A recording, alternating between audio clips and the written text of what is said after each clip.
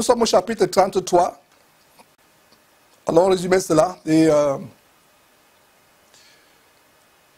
qu'est-ce qu'on a vu au chapitre 33 le samedi dernier? Nous avons vu comment Jacob avait, selon l'ordre de Dieu, quitté Padan-Aram, le pays de son beau-père et oncle Laban, pour retourner à Canaan, le pays de son père Isaac. Mais au lieu de finir son voyage et d'arriver à destination, c'est-à-dire qu'à Canaan, Jacob s'arrête à mi-chemin. Et nous pouvons voir ça exactement en Genèse chapitre 18, Genèse chapitre 33, verset 18 à 20. Et on peut lire cela à nouveau. On a vu ça la semaine passée, mais nous, voilà. Donc, qu'est-ce qu'on voit? Parce que vous y êtes sur votre Bible, votre écran, je crois, ou dans votre Bible en tout cas. Donc, qu'est-ce qu'on lit? Genèse chapitre 33, verset 18 à 20. À son retour de Padan-Aram, Jacob arriva heureusement, notez bien heureusement, à la ville de Sichem, dans le pays de Canaan, et il campa dans la ville. Verset 19, il acheta la portion du champ où il avait dressé sa tente des fils d'Amor, père de Sichem, pour 100 késitas. Et en passant, il y a mon fils qui a attiré mon attention sur le fait que cette monnaie est encore utilisée en Israël aujourd'hui, dans certaines régions, les késitas, les pièces de monnaie. Donc, voilà Jacob qui arrive, qui marque une pause à la ville de Sichem. Il achète, mes frères et sœurs, un champ. Est-ce que c'était la destination finale Sichem? Non. Il devait retourner où? À Canaan, mais il arrive à Sichem. Il achète un champ où il dresse sa tente. Il achète le champ de qui? Des fils d'Amor, père de Sichem. Notez très bien, fils d'Amor, père de Sichem. Et plus tard, c'est pour son malheur que Jacob s'est arrêté dans cette ville. Rappelez-vous qu'en Genèse chapitre 1, Genèse chapitre 31, verset 13, Dieu avait pourtant bien dit à Jacob. Il avait dit ceci à Jacob quand Jacob était encore en Mésopotamie. Notez tout simplement, en Genèse chapitre 33, verset 13, il était encore en Mésopotamie.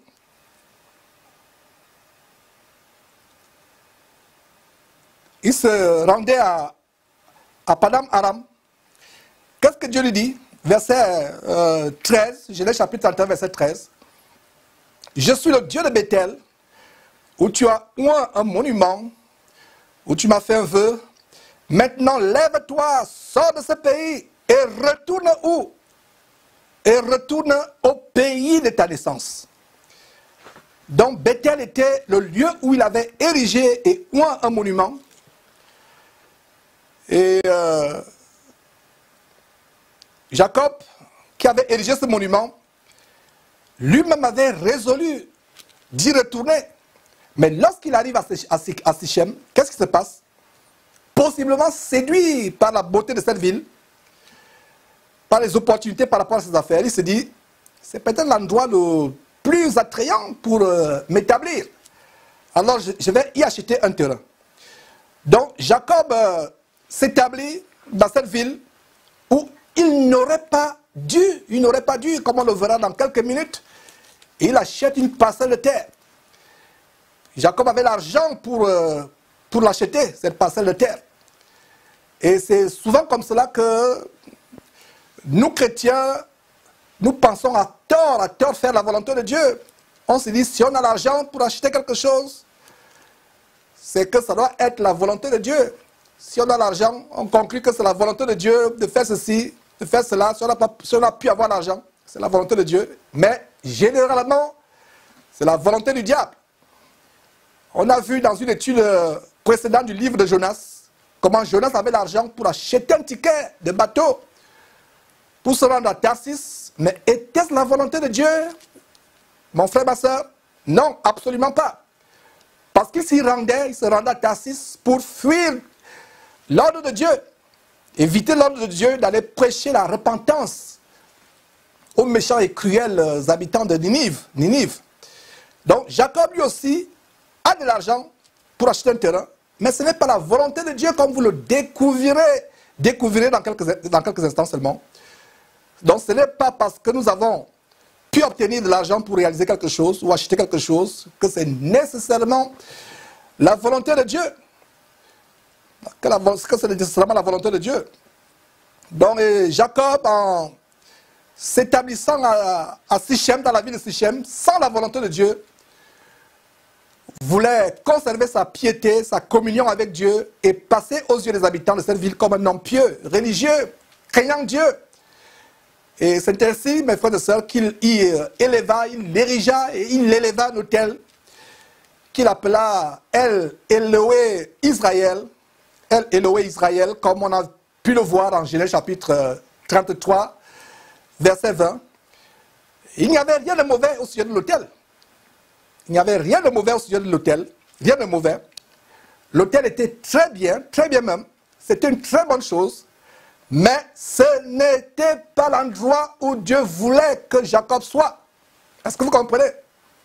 Ce n'était pas l'endroit où Dieu voulait que Jacob soit. Donc il est très important que les chrétiens comprennent très bien ceci, car ce qui va suivre au chapitre 34, faisant l'objet de notre étude de ce jour, fut une scène très honteuse, très humiliante et déshonorante pour Jacob et toute sa famille. La fille de Jacob se retrouva dans une très sale affaire. Et pourquoi cela? Tout simplement parce que son père s'établit au mauvais endroit sans la volonté de Dieu. La fille de Jacob ne se serait pas empêtrée dans ce terrible problème. Si Jacob était retourné à Canaan, si s'était établi au lieu où Dieu voulait qu'il soit, c'est-à-dire à Bethel. Donc ici, Jacob, mes frères et sœurs, est l'image d'un chrétien qui veut vivre une vie pieuse, craignant Dieu, mais qui se retrouve malheureusement au mauvais endroit, ou dans une mauvaise église, une fausse église avec les faux pasteurs, soit à cause de son ignorance, soit à cause de son amour pour le monde, de son attachement aux choses mondaines, frivoles, voluptueuses, parce que telle église a un orchestre qui vous chante le rock ou le dombolo zaïrois, congolais, tous les dimanches, où il y a les roulements de terre et les ronronnements de la guitare basse, dont les gens peuvent tournoyer le derrière, danser, sautiller, aller encore suivre l'émission où nous dénoncions le pasteur vampire Otto, comment les gens passent le temps à danser. Il y a des concours de danse qui peut descendre plus bas que le pasteur. Lui-même, il dit qu'il peut descendre plus bas que moi. Donc, dites à quelqu'un de sortir de cette abomination, il ne sortira pas. Donc, voilà comment des chrétiens, pourtant pieux, craignant Dieu, se retrouvent dans des mauvais endroits, là où Dieu ne voudrait pas qu'ils soient. Là où Dieu ne voudrait pas qu'ils soient, ils se retrouvent. Pourquoi? Parce que soit ils sont ignorants, soit ils sont envoûtés, ensorcelés par ces pasteurs sorciers, soit tout simplement ils aiment les plaisirs du monde plus que Dieu. Ils ont un pied dans le monde, un pied à Christ. Comme ils ont abandonné les boîtes de nuit, ils sont nostalgiques des boîtes de nuit qu'ils ont abandonnées. Il faut qu'ils retrouvent les mêmes boîtes de nuit, avec les jeux de lumière. Et de plus en plus, vous voyez, les églises ont des lumières tamisées, comme la boîte, exactement comme la boîte de nuit, c'est sombre. Il y a des boules d'ambiance, avec les lumières multicolores, sombres, on baisse tout quand il faut prier. C'est terrible, mes frères et sœurs. Donc si vous êtes dans un endroit où vous avez du mal à sortir, où Dieu ne voudrait pas que vous soyez, par exemple ces églises dénominationnelles, vous n'êtes pas différent de Jacob.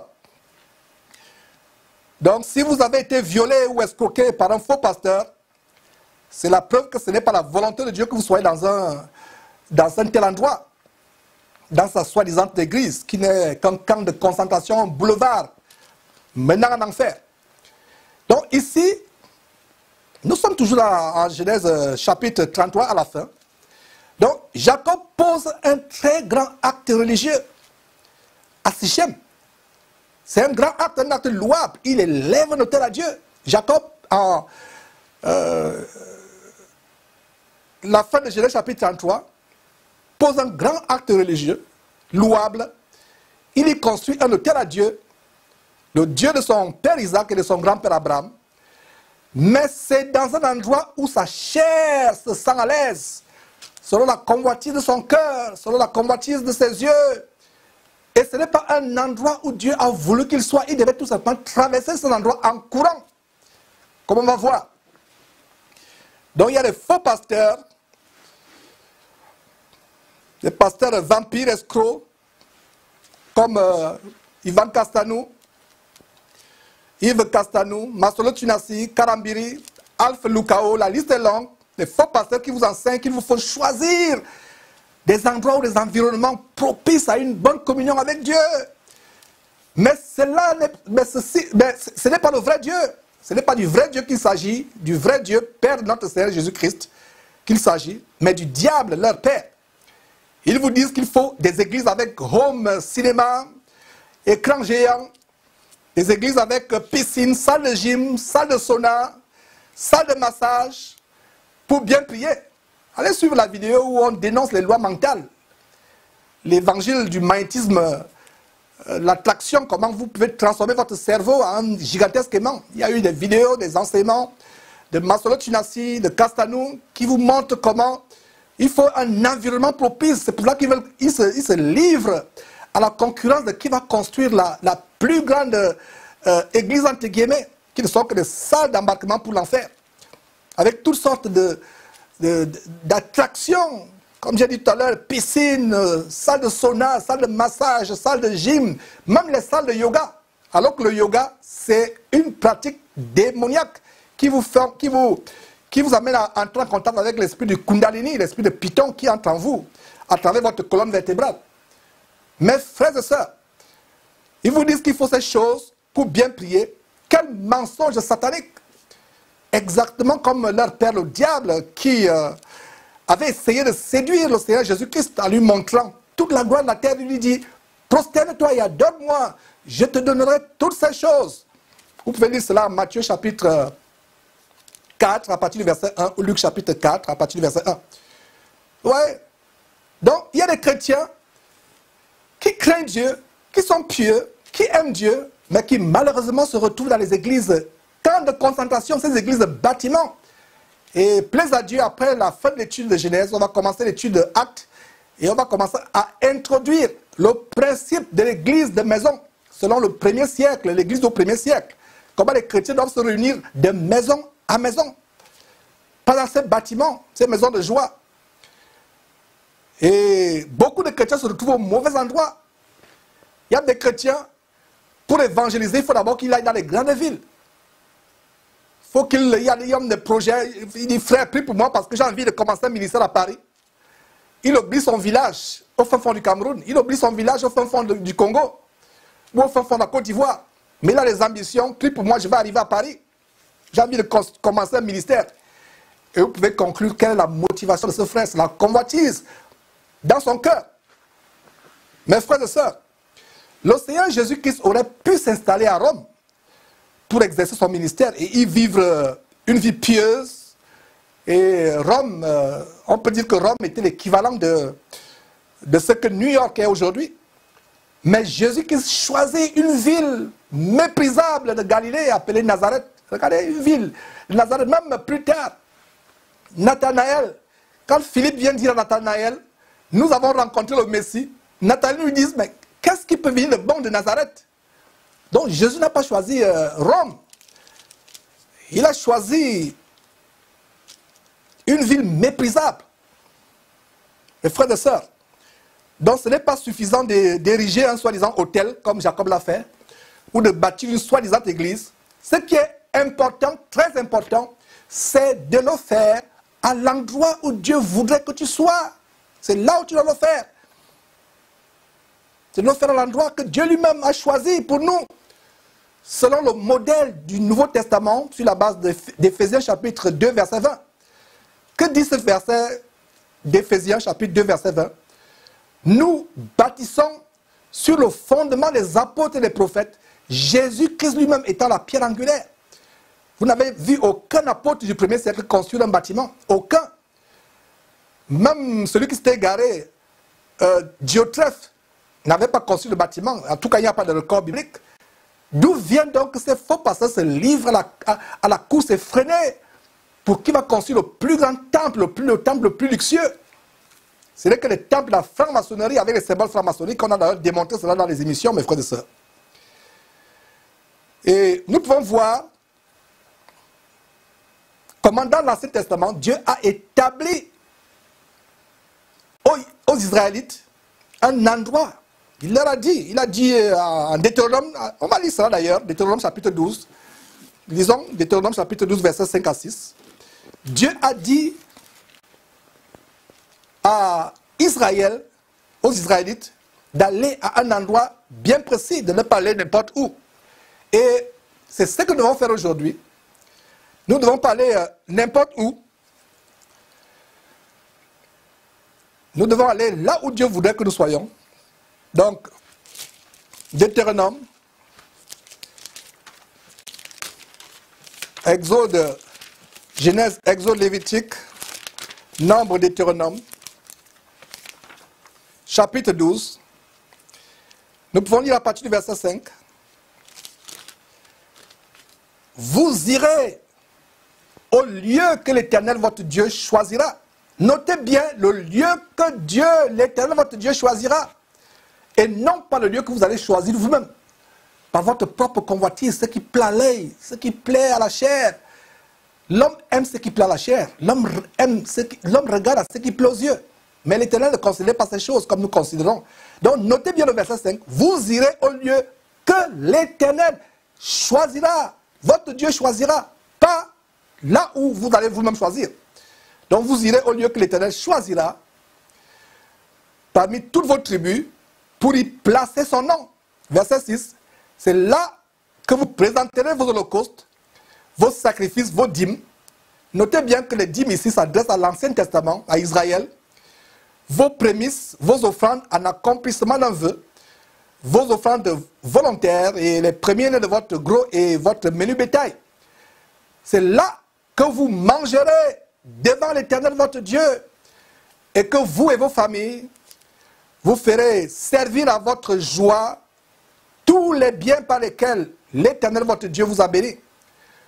Vous n'agirez donc pas comme nous le faisons maintenant ici, où chacun fait ce qui lui semble bon. Regarde la fin de ce passage au verset 8. Vous n'agirez pas comme nous le faisons maintenant ici, où chacun fait quoi? Ce qui lui semble bon. C'est la même chose ici dans cette fin de temps. Les chrétiens font ce qui leur semble bon. Les faux pasteurs font ce qui leur semble bon. Le chrétien ne fait pas ce qui lui semble bon. Le chrétien a un endroit où il s'établit selon la volonté de Dieu.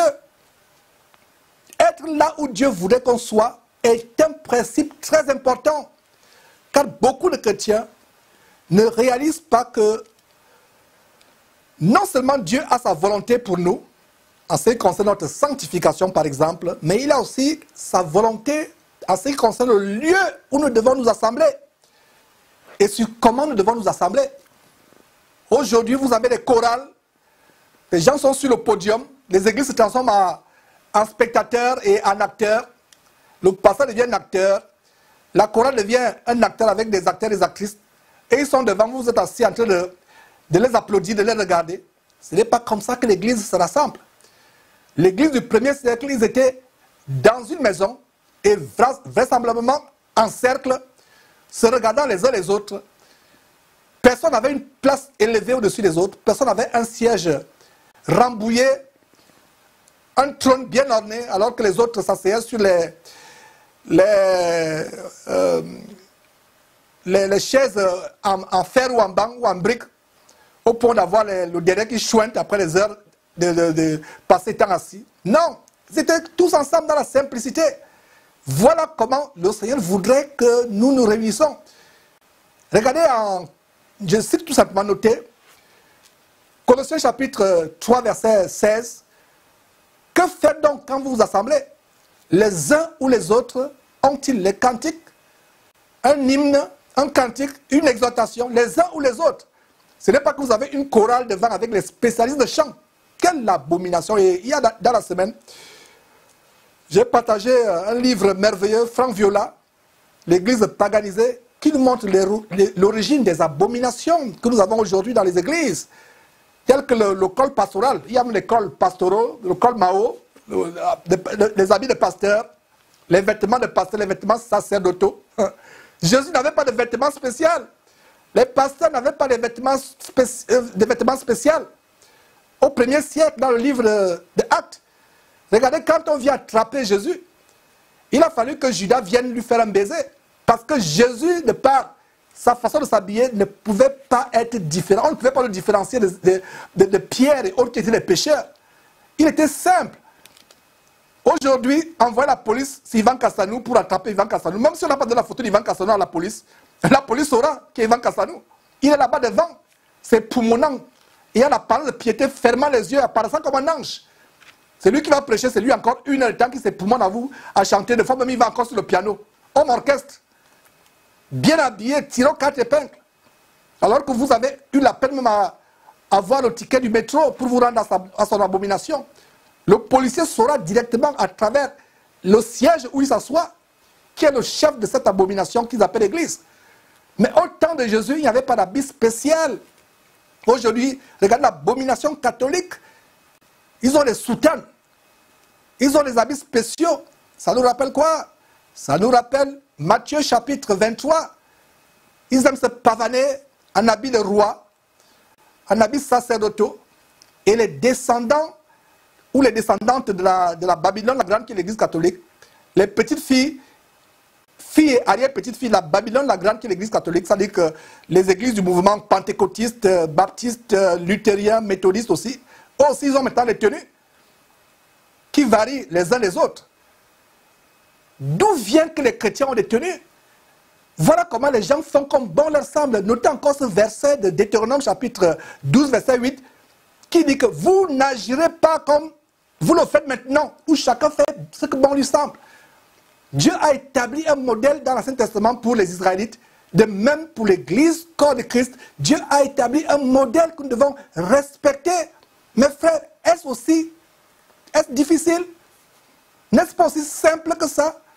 Dieu a établi un modèle. Pourquoi n'allons-nous pas tout simplement à la Bible?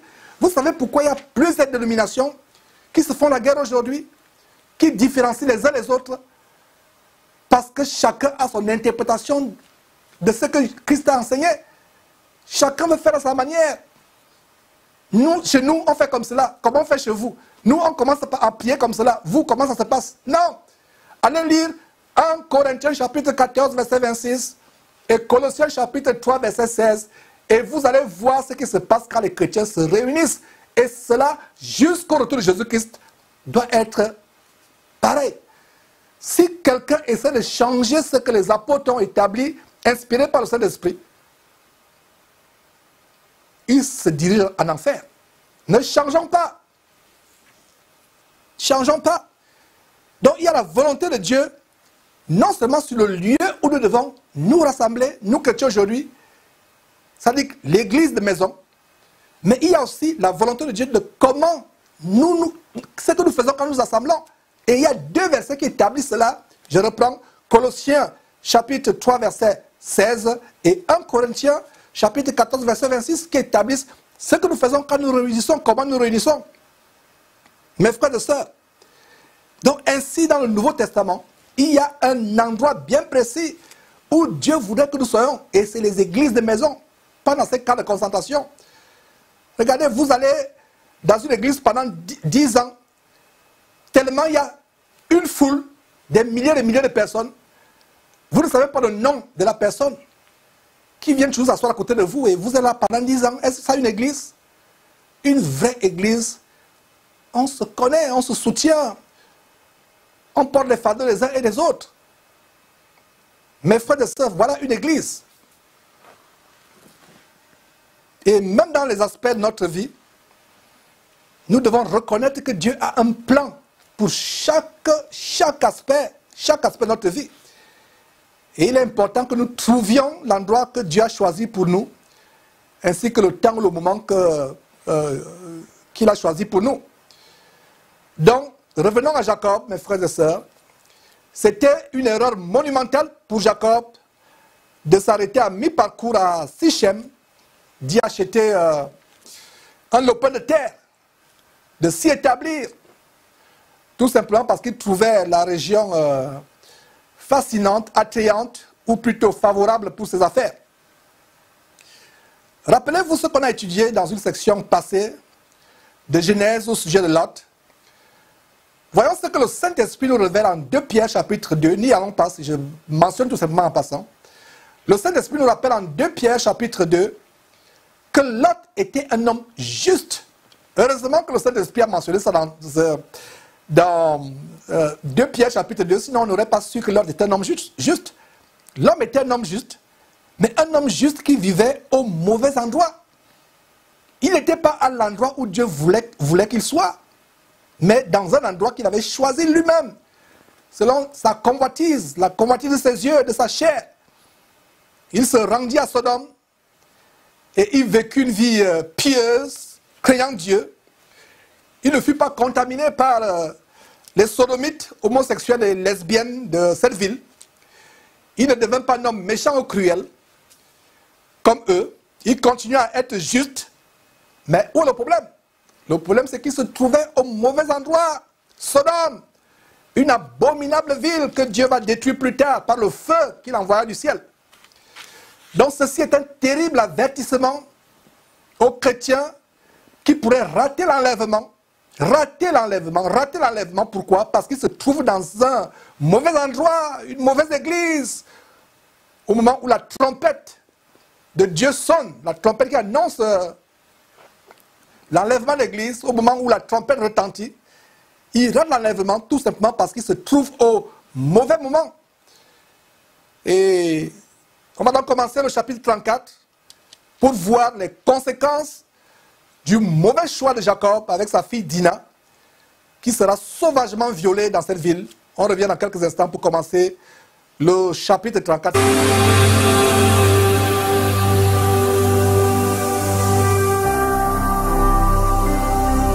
Jésus-Christ TV, vous connaîtrez la vérité et la vérité vous affranchira.